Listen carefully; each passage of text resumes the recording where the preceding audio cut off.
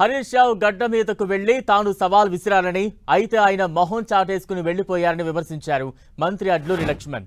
తాను ఇప్పటికీ ఇంట్లో రెడీగా ఉన్నానని, హరీష్ రావు కేటీఆర్ వస్తే బయలుదేరడానికి తాను సిద్ధంగా ఉన్నట్లు చెప్పారు. కొప్పుల ఈశ్వర్, రసమయి వస్తే Telangana SC corporation chairman Preetham వెళ్లి సమాధానం చెబుతారన్నారు. కేబినెట్ లో పర్సనల్ పంచాయతీలు జరగలేదని మరోసారి స్పష్టం చేశారు మంత్రి అడ్లూరి. హరీష్ రావు వచ్చి ఏ ప్రశ్న అడిగినా సమాధానం చెప్పేందుకు తాను సిద్ధంగా ఉన్నట్లు మంత్రి అడ్లూరి లక్ష్మణ్ తెలిపారు.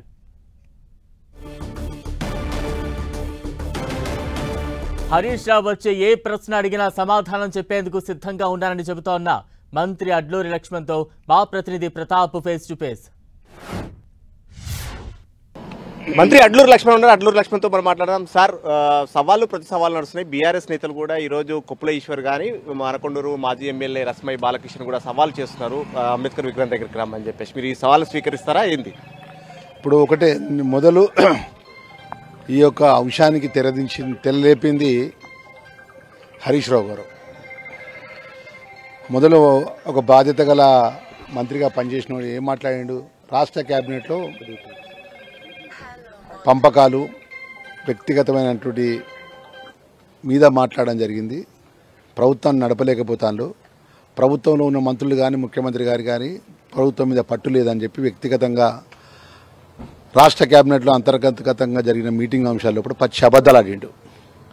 మరి బాధ్యత గల ఒక మంత్రిగా పనిచేసి 10 సంవత్సరాలు మేము రాజ్యమేలి రాజ్యాన్ని పరిపాలించి అప్పులపాలు చేసి మాకు ప్రభుత్వాన్ని అప్పచెప్తే, మేము ప్రజలకు ఇచ్చిన మాట గౌరవ ముఖ్యమంత్రి గారి నేతృత్వంలో మంత్రులందరం కష్టపడి ప్రభుత్వాన్ని నడిపిస్తుంటే నోటికి ఎంతో స్థాంత ఉన్నది కానీ దేవుడు ఇచ్చిన నోరుతో మాట్లాడితే బాధ అనిపిస్తుందండి మాకు. ఎందుకంటే మేము కూడా ప్రజలతో ఎన్నుకోబడ్డాము, ఆయన కూడా ప్రజలతో ఎన్నుకోబడ్డాము. నువ్వు నిజాలు వాస్తవాలు మాట్లాడండి, మేము ఒప్పుకుంటాం. మీకు 6 గ్యారంటీ పథకాలు 4 ఇచ్చి ఇంకా 2 ఇవ్వలేదని చెప్పండి, దాన్ని మేము జవాబు చెప్తాం. ఎందుకంటే ఇంకా 3 సంవత్సరాల టైం మాకున్నది, అట్లా మాట్లాడండి. కానీ నూరు ఉన్నది కానీ ఏది పడితే అదే మాట్లాడు. క్యాబినెట్ లో సీఎం పైన మంత్రులంతా కూడా విరుచుకుపడ్డారు, మంత్రులంతా కూడా సీఎం పైన సీరియస్ అయ్యారని చెప్పేసి కూడా హరీష్ రావు మాట్లాడారు. దీనికి సంబంధించి మీరు సవాల్ చేయడం జరిగింది. ఈ విషయానికి సంబంధించి మేము మాట్లాడడానికి నిరూపించడానికి మేము వస్తామని అంటున్నాం. ఇప్పుడు ఒకటి ఫస్ట్ మొదల హరీష్ రావు గారు మాట్లాడే ప్రతి పచ్చి అబద్ధం. వాళ్ళు నిరూపించడం ఏంటంటే ప్రజలు తిరస్కరించిన వ్యక్తులు ఎమ్మెల్యేగా ఉన్నాడు కదా, అపోజిషన్ పార్టీ నాయకునిగా ఉన్న హరీష్ రావు రమ్మనండి, నేను వస్తా, అందుకే సిద్ధంగా ఉన్నాం. ఇక్కడ ఆయన డాక్టర్ బిఆర్ అంబేద్కర్ విగ్రహం ఉన్నటువంటి దగ్గరికి నేను వస్తే నేను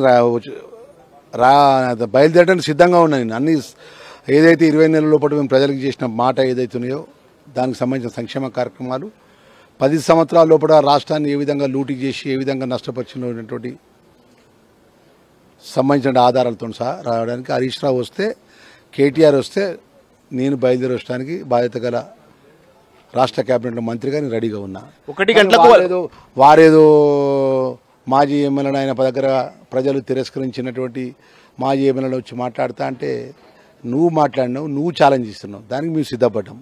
నీ గడ్డ మీద వెంకటేశ్వర స్వామి గుడి దగ్గర పోయి నేను నిలబడ్డా, నువ్వు రాలే. మళ్ళీ తిరిగి నీ ఏమంటున్నటువంటి నీ యొక్క ఏదైతే మాజీ ఎమ్మెల్యేలతో నువ్వు మాట్లాడిపిస్తున్నావు. ఎందుకు మాట్లాడిపిస్తున్నావు?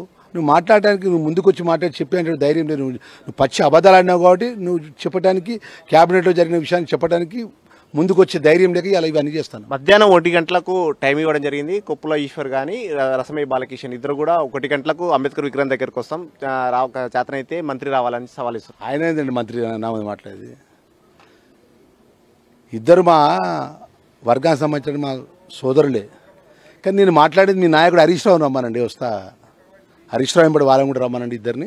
హరీష్ రావు, కొప్పుల ఈశ్వర్ గారు, రసమయ బాలకృష్ణ గారు, ముగ్గురు రమ్మానండి. నేను మాకు ఎవరైతే మా నాయకులు ఉన్నామో మేమందరం కలిసి వస్తూ ఉంటాం. ఏంది మీ సామాజిక వర్గ ఎమ్మెల్యేలను పిలిచారు, వారితో కలిసి ఏం చేయబోతున్నారు? మీ కార్యాచరణ ఏం లేదు. ఆయన ఏదైతే 20 నెలల లోపల మేమేం చేయలేదు, మొత్తం 10 సంవత్సరాల లోపల ఆయన రాజ్యాన్ని చేసిండని చెప్పి మాట్లాడినటువంటి అంశం మీద మేము ప్రెస్ కాన్ఫరెన్స్ చేస్తాం. ఇది మొత్తం మీద హరీష్ రావు వచ్చినట్లయితే కనుక అంబేద్కర్ విగ్రహం కాదు, ఎక్కడికైనా రావడానికి నేను సిద్ధం, క్యాబినెట్లో జరిగిన విషయాలను కూడా కావాలని పచ్చి అబద్ధాలు హరీష్ రావు మాట్లాడుతున్నారు. వీటిని నిరూపించేందుకు ఏ విధమైన ప్రమాణం చేయడానికైనా క్యాబినెట్ మంత్రిగా నేను సిద్ధం అంటూ కూడా అడ్లూరి లక్ష్మణ్ సవాల్ చేస్తున్నారు. కెమెరామెన్ పృథ్వీతో ప్రతాప్, టీవీ హైదరాబాద్.